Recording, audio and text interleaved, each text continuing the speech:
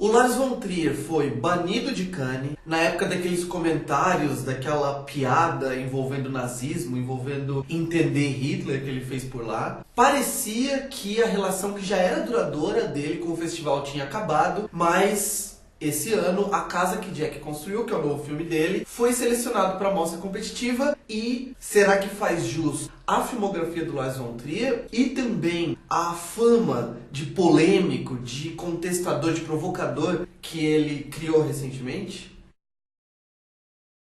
Tá cada vez mais claro, desde Ninfomaníaca principalmente, que o Lars von Trier ele faz os filmes dele cada vez mais com 3 objetivos. É claro que para o espectador geral, se você não conhece muito bem a filmografia do Lars von Trier e se você não conhece principalmente essas questões extra-filme, eu ainda sou dos defensores de que os filmes dele têm uma proposta de imersão e que se você entrar na proposta, se você entrar realmente naquela diegese, naquele universo, o filme tem, nesse caso aqui, por exemplo, uma investigação psicológica da psique, das motivações, do modus operandi de um psicopata. Ou seja, eu ainda acho que o Lars von Trier tem interesse em fazer com que os filmes dele funcionem separadamente, individualmente, que sejam completos em si sós e que não precisem de polêmica, que não precisem de fatores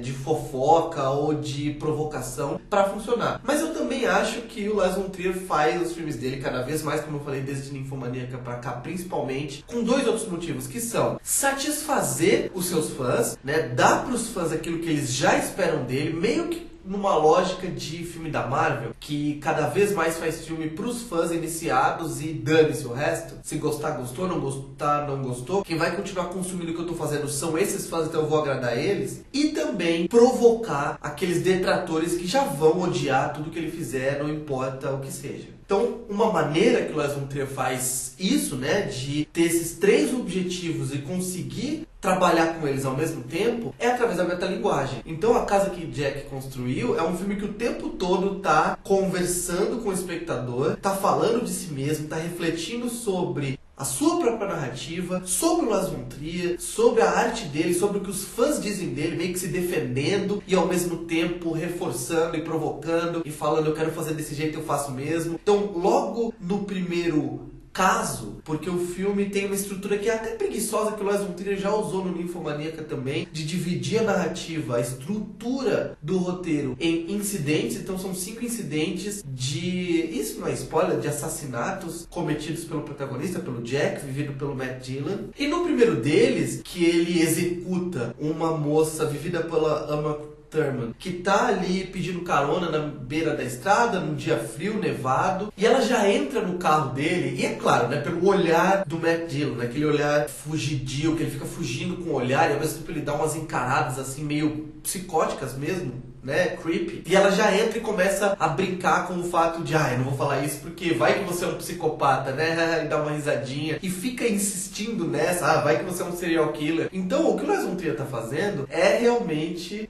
provocar e comentar a própria narrativa. Ó, eu tô fazendo isso aqui que é meio clichê, mas eu sei que é clichê, então eu vou comentar no roteiro que é clichê. E nesse filme aqui, a vontade dele de comentar a própria obra, de falar de si mesmo, atinge o ápice, porque tem momentos até que ele faz meio que um mini videoclipe ali com cenas de outros filmes dele, e que é claro que isso também é pra enfurecer quem já tá de saco cheio dos filmes dele. O filme é gráfico, o gore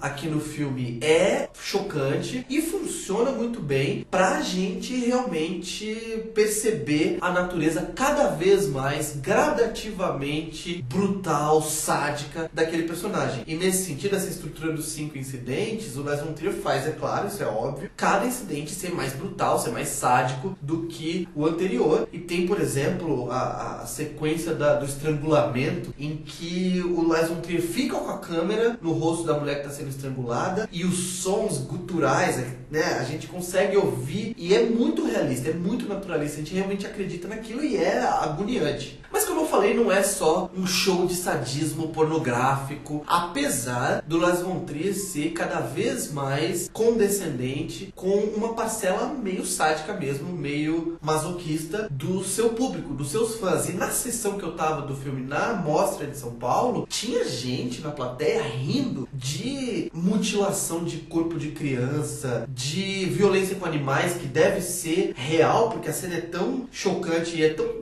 crua, é tão na sua cara que não tem como ter sido uma prótese ou um boneco ali. Mas de forma geral, como eu falei, numa superfície mais inicial, e pra quem tá interessado em realmente imergir no filme, apesar do Lars von Trier ficar o tempo todo tirando a gente daquela imersão, né? Ele tá falando do Jack, quando a gente tá se envolvendo, ele puxa a gente, ele tá falando dele de novo, mas apesar disso, pra quem quer imergir, quem quer participar desse estudo de personagem, porque o filme nada mais é que um estudo de personagem, o filme dá muita investigação, ele permite que a gente investigue a lógica insana daquele personagem com um senso de humor característico do Lars von Trier, humor negro. Por exemplo, quando ele trabalha o toque do protagonista, que sai da cena do crime e fica indo e voltando, ele não consegue abandonar a cena do crime por pavor de ter deixado alguma coisa suja, e não porque ele vai ser pego, porque ele até tem aquela coisa meio Raskolnikov, né, de ficar meio que como uma mariposa em volta da lâmpada, que sabe que vai ferir ele, ou seja, ele quer ser pego, parece, porque tem até aquela cena do rastro, que ele deixa o rastro de sangue, né, arrastando o corpo na estrada, mas é mais por um toque mesmo de limpeza, né? Uma obsessão que ele tem por deixar tudo limpo, por deixar tudo higienizado. E o Lars von Trier, claro que usa isso para arrancar o riso. Independentemente de você ser um fã, um detrator, ou não conhecer muito a carreira do Lars von Trier, uma coisa que é inegável é que ele tem um apuro estético espetacular, e ele faz aqui no terceiro ato do filme, o terceiro ato funciona meio que como um epílogo, não é nem terceiro ato, é um epílogo mesmo, que tem uma composição visual que lembra os melhores momentos da carreira do Lars von Trier no sentido de planejamento e de execução estética, né? Como Melancolia, por exemplo, ou Anticristo. E aqui, se você não quiser saber o que acontece nesse epílogo, para de ver esse vídeo e volta aqui depois quando você assistir o filme, que eu vou dar spoilers agora. Mas aquele epílogo que retrata a descida do Jack ao inferno cria planos, enquadramentos que são espetaculares, né? Tem aquele com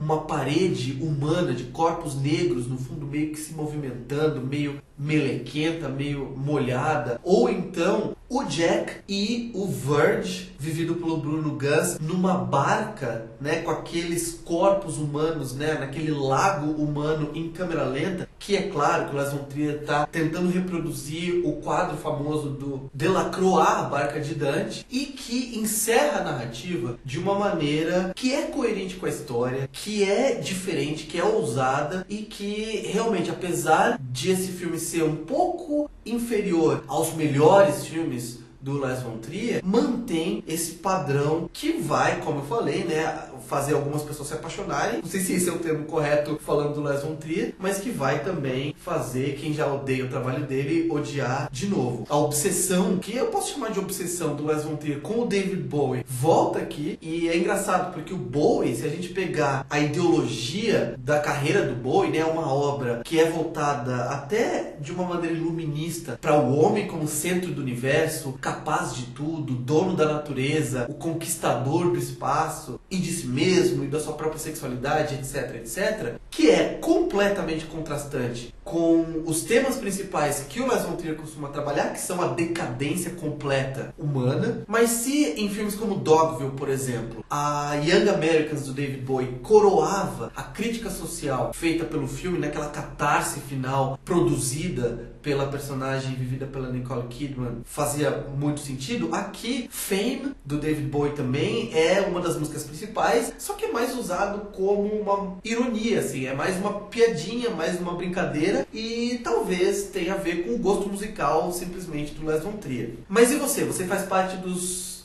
fãs, dos haters, né, dos detratores, ou de pessoas que gostam de alguns filmes, não gostam de outros do Lars von Trier, você conhece os outros filmes dele. Vem aqui dizer o que você achou de A Casa que Jack Construiu. Se inscreve no canal, curte esse vídeo, clica ali em cima no sininho para receber notificação sempre que tiver vídeo novo e é isso.